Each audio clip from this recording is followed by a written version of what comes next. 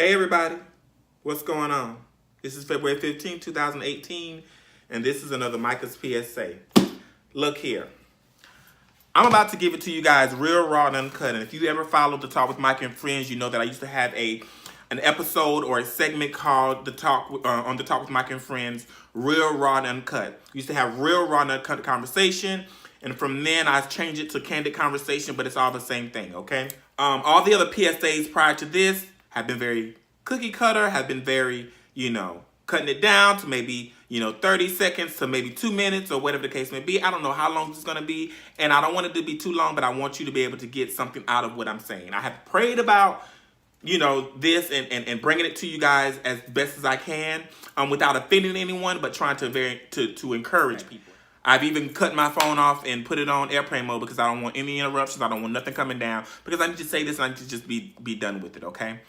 But I hope everybody's well. Again, this is February 15, 2018, all right? I want to start off with this.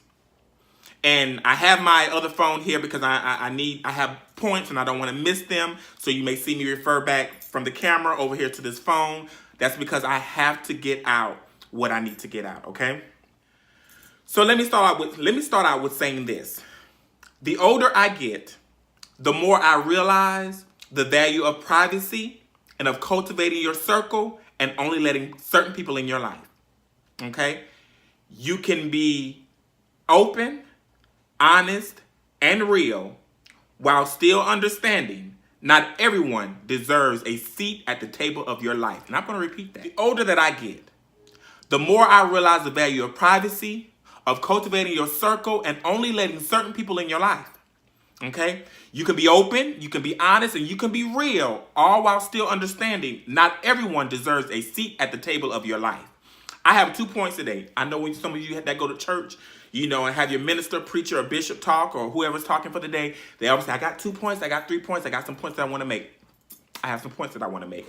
Again, forgive me for any flubs, braces getting in the way, tongue getting in the way. I talk fast if you have not realized yet. After how many videos? 14 videos, and this is the 15th. So if you don't know by now that I talk fast and I trip up on my words sometimes, please forgive me. Please forgive me. Just charge it to the game. 2 points. Here's my first point. And these are things that I have observed for years. Not just this year, not just last year, not just the year before, not just the year before that. Years. And especially within our own community. Within our own community. But this message transcends just the LGBTQ community. It transcends that group of people. It goes for everybody. Anybody that sees this video, this is for you. You take it how you want to take it. You receive it how you want to receive it, but understand that the place that it's coming from me, is strictly with love. So you may hear the train go by. You may hear people coming off and on the elevator outside my apartment. You may see all of those things. You may hear all of those things. Hopefully you can't see them, but you may hear them. It is what it is. Again, real raw and uncut. Real quick. The first point that I have, my grandmother, Willie Gladys Goss from Bucksport, South Carolina. Let me tell you something. There was a song.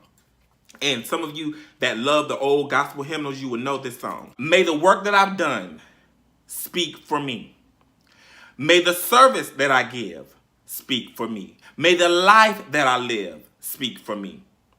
The works that I've done, they seem so small. Sometimes they seem like nothing at all. When I stand before my God, I want to hear him say, well done. May the works that I've done speak for me. Let me tell you something. And I'm going to come back to that. May the work that you've done, may the work that you put in, allow that to speak for yourself. You don't have to go on social media and tell everybody what God continuously blesses us, and he continues to manifest things in our lives, and he continues to make some of our dreams our realities. He makes sometimes our enemies our footstool. I get all of that. But we don't always have to be vocal. Just because on Facebook it says, what are you doing today? You don't have to say it all the time. Sometimes you just need to digress, regroup, and not say anything at all. The Lord may bless me with. I may be driving a Lincoln MKZ. I may be living in a high rise in New York City. I may be making over $100,000 a year. But is that your business? Is that your business? You may be driving a BMW 325i. You may have a 4 or 5 bedroom home. You may be making $200,000, $300,000 a year. Is that my business? No, it's not. May the work that I've done, may the life that I live, may the service that I give, allow those things to speak for me. I don't have to go around telling everybody what is happening within my life. You should be able to, from the outside looking in, and I'm not just speaking about me, guys, I'm speaking in general. You should be able to look on the outside and see the things that are happening in other people's lives and be happy and salute them for what they're doing. But as a person that continuously be, if you're the person that's continuously being blessed, you can just say, I'm blessed and highly favored. You don't have to go into a long, drawn-out reason as to why you're blessed and what he has done and all of those things, because sometimes that comes off as bragging. Sometimes that comes off as, oh, I have this, I have that, and you don't, and pushing it in people's faces or whatever. You can no longer be blessed in that manner. You can't be blessed that way. So allow the work that you've done, the service that you give, the life that you live, allow those things to speak for you. I'm so sick and tired of people being on social media and trying to flaunt all of the things that they have. I may have a nice suit. I may have a nice haircut. I may have nice shoes for that day. Okay. I must got a little change in my pocket, a little change in my bank account. I can do a little something with. But I don't have to brag to the world on what I am doing and how I'm doing it and what the Lord thy God is doing for me. You can see that.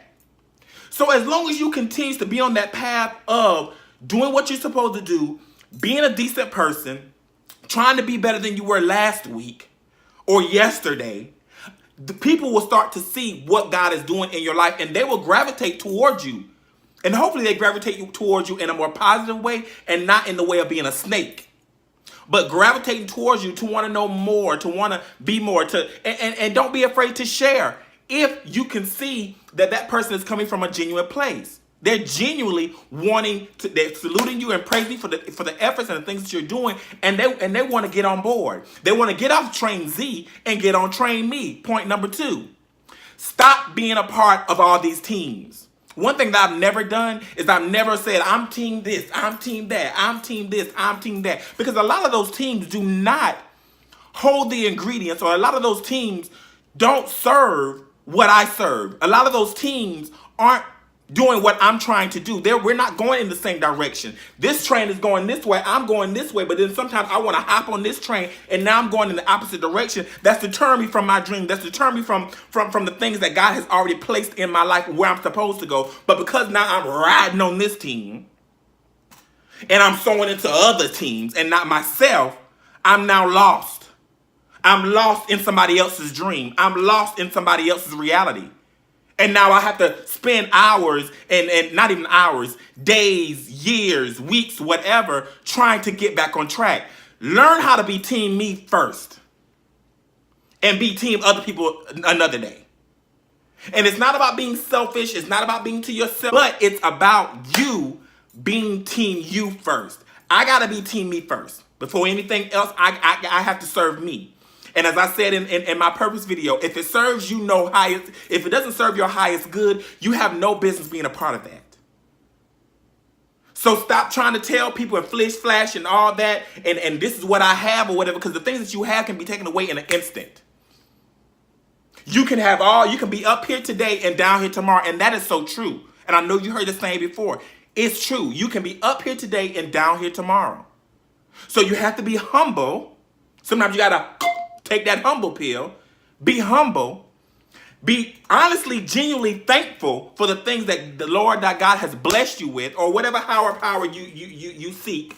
Be thankful for the things that you've been blessed with, but continues to be on that track to be team me. I have different projects going on. I have stuff that y'all don't even know about yet. I got different projects going on. I have a lot of stuff going on. But all of those things I've created, I produced, I directed, I host, whatever. Though they are part of me. So that's a part of team me. I could be in a part of a group of something, but it's still team me because I am vested. I am invested in that project. I'm invested in that team, whatever it may be. So stop trying to ride for team Z and ride for team me. Because remember, team Z and team me may have two totally different agendas. Okay? That's really all that I had to say for right now. Because, I got to get back to doing some other things. But I just had to make those 2 points, people. May the work that you've done speak for yourself. May the service that you give speak for yourself. May the life that you live speak for yourself. And if the works and the service and the life that you're currently living is not what you see for yourself, then now is the time to get on track to make sure that at the end of the day, your work, your service, and your life meant something. People die not knowing that their purpose has been served. Some people are still trying to find their purpose. Some people have found their purpose. And some people will never, while they're here, cognitive, they may not find their service, but not knowing, their purpose. But when they die, their purpose may have been served in other ways unimaginable. But again, may the work that you've done, let it speak for you. You don't have to open your mouth every time and tell the world what you're doing and what it's doing and what you got. Great. Good. Keep doing what you're doing because you're doing something right because you're continuously being blessed. And ride for Team You first. Get off all those other teams. You so much, real quick, because it's going into about 13 minutes. Real quick, I used to be Team Everybody Else. And when I say that, I wasn't hashtagging team such and such, team this, team that. I was always sewing into other people's mess. And I'm not saying mess in a bad way, mess in a negative way, just other people's stuff. I was always sewing into other people, whatever's going on, what you doing. Oh, I can see that for you. Let me help you get this.